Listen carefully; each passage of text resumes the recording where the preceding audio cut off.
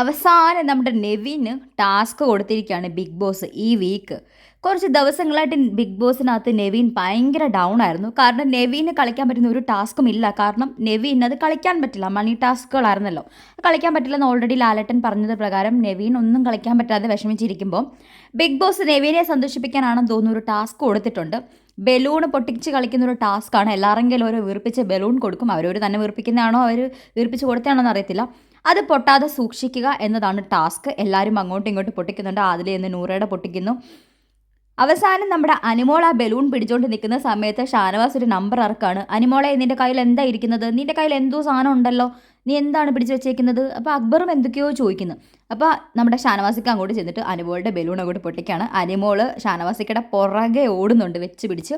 നമ്മുടെ നെവീൻ്റെ ബലൂണ് നമ്മുടെ സാബുമാനാ പൊട്ടിക്കുന്നത്.